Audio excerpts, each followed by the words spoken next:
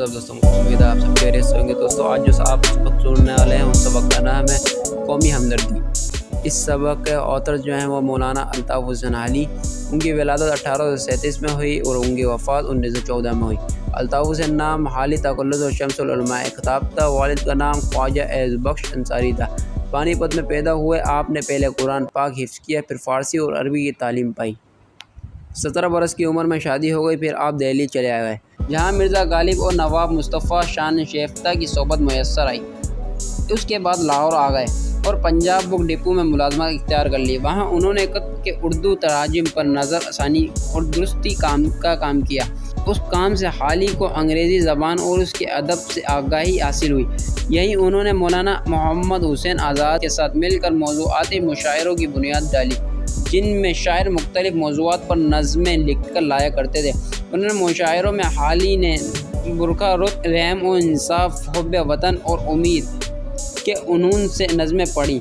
हाली ने सर सैयद के तहरीक पर अपना मशहूर मुसद्दस मद्दे जज़र इस्लाम भी लिखा, जो मुसद्दस हाली के नाम से मशहूर हुआ। हयात सादी, मुकदमा शायर व शायरी, यादगार गालिब और हयात जावेद हाली की एक अहम नसरी तसानीफ़ हैं। कौमी हमदर्दी। सबसे पहले हम इसके मायने देखते हैं। कौमी हमदर्दी के मायने क्या हैं? हमदर्दी का लफ्ज़ हम और दर्द दो फ़ारसी कलमों से मुरक्कब है। दर्द के मायने दुख और तकलीफ़ के हैं और हम का लफ्ज़ इश्तराक के मायने देता है। बस हमदर्दी के लफ्ज़ से दो या कई शख्सों का दुख और तकलीफ़ में शरीक होना ज़ाहिर होता है, ख्वाह इरादे से हो ख्वाह बे इरादा। मगर आजकल के इस्तेमाल में हमदर्दी से वो शिरकत मुराद ली जाती है जो इरादे से की जाए। मसलन एक शख्स बीमार है और दूसरा रहम या मोहब्बत से उसकी दवा दारू करता है, तो दूसरे को पहले का हमदर्द कहेंगे।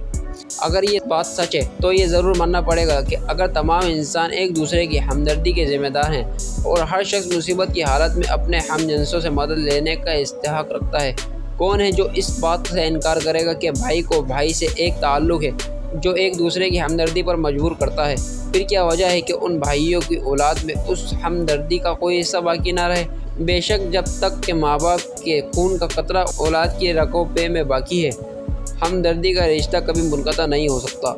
हमदर्दी हैवानात में भी पाई जाती है। बच्चों को एक मुद्दत तक परवरिश करना, उनके लिए ग़िज़ा बहम पहुँचाना, तब एक मकदूर उनको दुश्मन के हमले से बचाना सब जानवरों की आम खसलत है। उसके सिवा हमदर्दी भी उनमें देखी गई है। जंगली बतखों का गोल जब किसी खेत में उतरता है और वहाँ किसी का खटका नहीं पाता तो सबके सब एक सफ बांधकर दाना चुगते हैं, मगर उनमें से एक बतख बनोबत अपने हमजिनसों का चौकसी करती है और जब तक पेरा देती रहती है एक दाना नहीं खाती।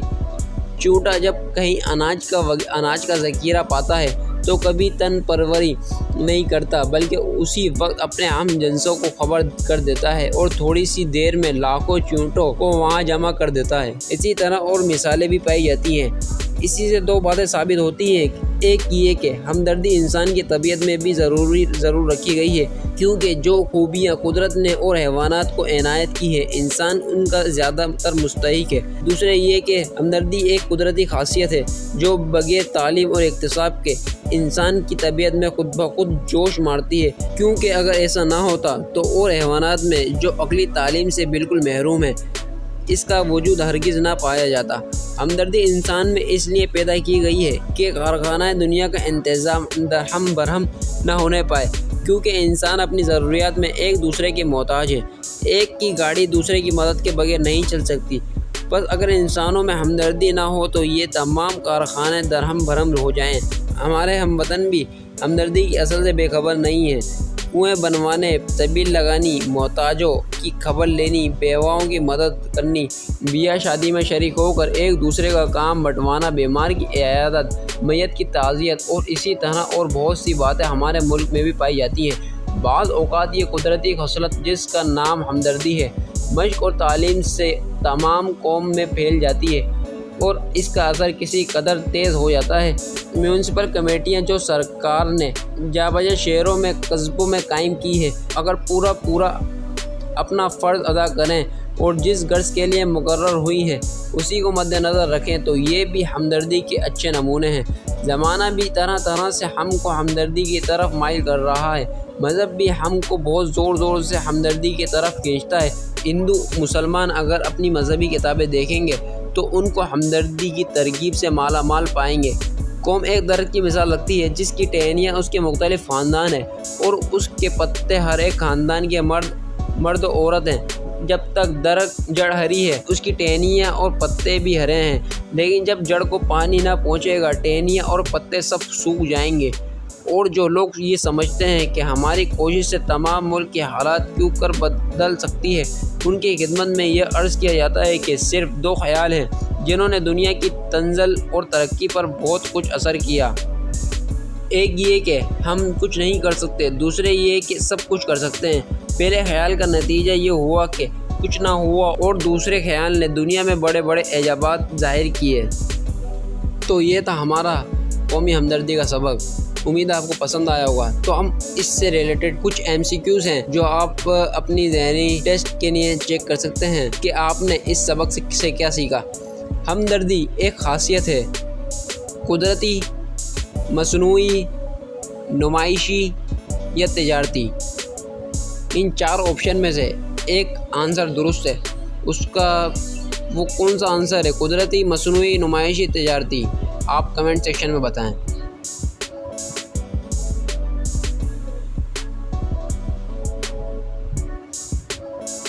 تو اس کا صحیح جواب ہے قدرتی۔ اچھا جی، دوسرے سوال کی طرف ہم پڑھتے ہیں۔ اپنی ضروریات میں ایک دوسرے کے محتاج ہیں، پرندے، انسان، چوپائے، فرشتے۔ تو اس کا جواب کیا ہے؟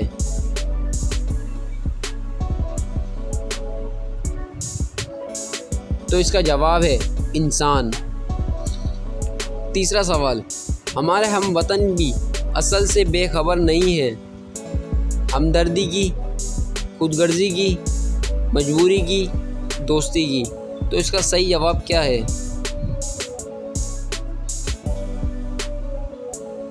تو اس کا صحیح جواب ہے ہمدردی کی۔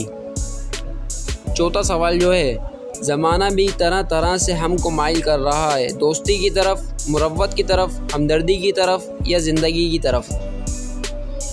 جو بھی آپ کا آنسر ہے نیچے کمنٹ سیکشن میں بتائیں۔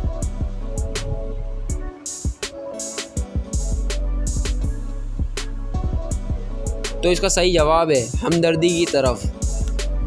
5واں سوال جو ہے ہمارے پاس، قوم ایک مثال رکھتی ہے درخت کی، زمین کی، پانی کی، ہوا کی۔ جو بھی آپ کا آنسر ہے۔ تو اس کا صحیح جواب ہے درخت کی۔ یہ سب آپشن ہم نے اس سبق میں پڑھے ہیں۔ اگر آپ کو یہ میری ویڈیو پسند آئی تو اس کو لائک کریں، کمنٹ کریں اور شیئر کریں، اور میرے چینل کو سبسکرائب کرنا نہ بھولیں۔ Thanks for watching. اللہ حافظ۔